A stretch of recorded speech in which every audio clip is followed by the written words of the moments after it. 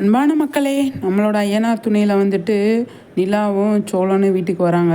சோழனை பயங்கரமாக அடின்னு அடித்து வீட்டை விட்டு துரத்திடுறாங்க.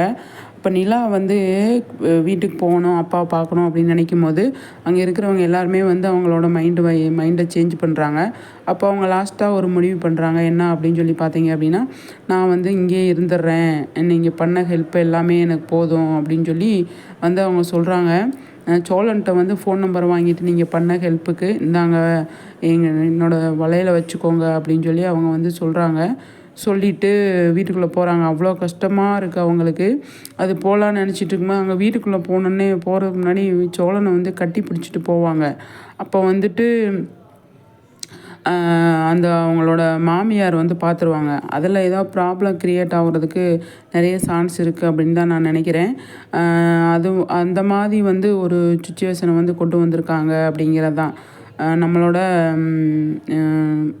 ஐயனார் துணையில் ரொம்ப நல்லா போயிட்டுருக்கு. நிஜமாகவே சூப்பராக போயிட்டுருக்கு அப்படின்னு தான் சொல்லணும். பார்க்கலாம்.